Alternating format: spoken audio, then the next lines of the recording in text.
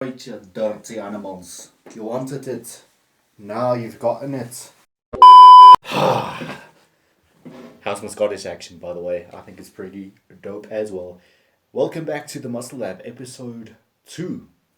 Now, as we see here, I've got a graph drawn again, so we're going to get all sciencey again. Oh my god! Wow! Today we have Jeff, and what was yesterday's character's name? I can't even remember. But anyway, we have Jeff here.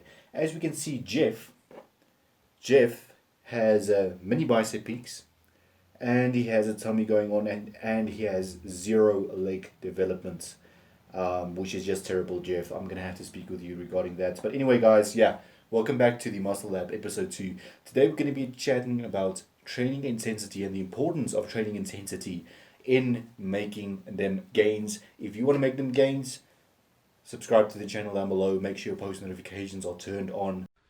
Do it! Just do it!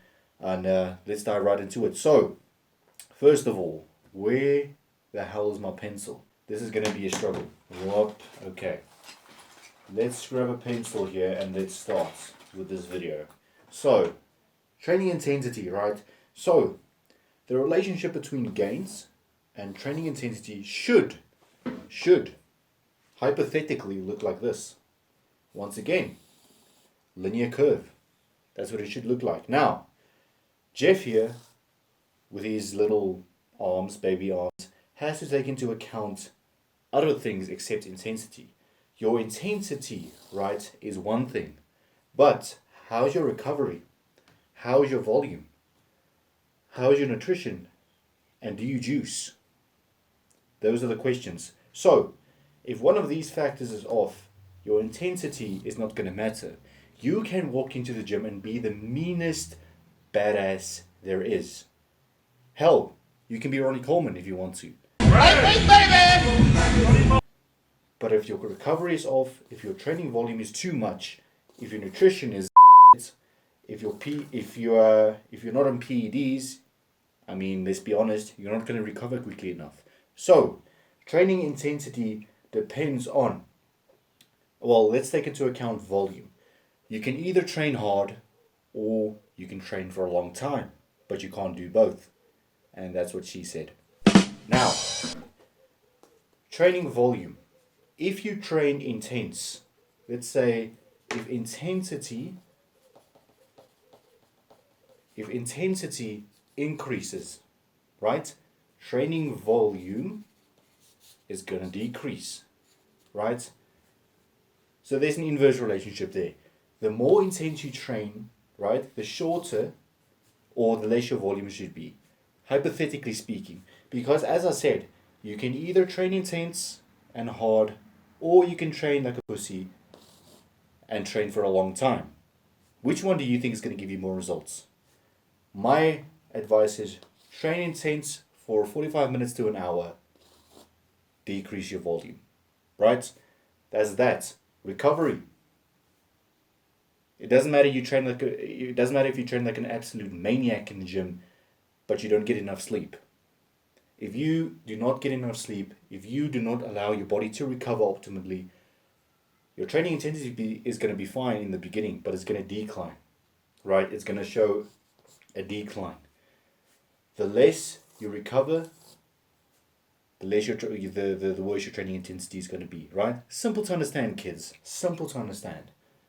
Now, third aspect is nutrition. Nutrition. If you gorge yourself on burgers like an absolute pig, yes, you watching. I know what you ate last night. I know you had that burger. You don't scare me! Don't look at me like that. Nutrition. Once again, if your nutrition is off, your training intensity is going to suffer. Once again, there's an inverse relationship here. So if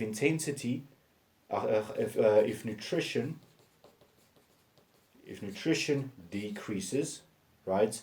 Intensity. Look at this. There is a linear relationship. If nutrition is declining, if your nutrition is not where it is, your intensity is also going to decrease with it, right? And last but not least, oh boy,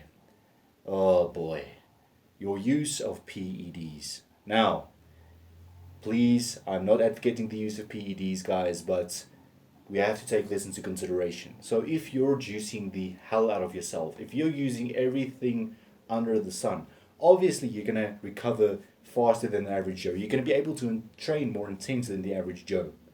But here's the thing. PEDs, the effects of PEDs will only last so long.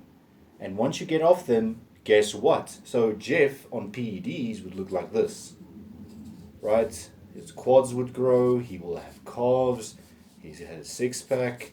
On PEDs, Jeff would look insane. He would look jacked, right?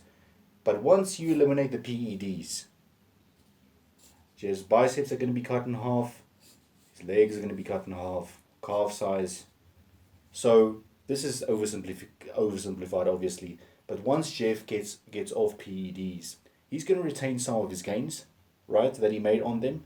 But most of it's going to be lost, right? Because your body is in a highly anabolic state while on PEDs, right? And this all links up eventually with training intensity. So there's a relationship between training intensity, recovery, volume, nutrition, PEDs, right? Intensity, once again, let's go over it again. Pay attention in class. Intensity increases, volume should decrease. That's the hypothetical situation. Nutrition, if your nutrition, your intensity is going to suffer. Right? If your recovery, your intensity is going to suffer. If you're on PEDs, sure, you're going to be able to train intense. But once you're off them, you're back to square one. That's it, guys. I hope you guys stuck with me through that. Muscle Lab episode 2. I'm tired as hell. I'm sorry. Muscle Lab episode 2. All about intensity. Hope it helped you guys out. I'll see you in the next one.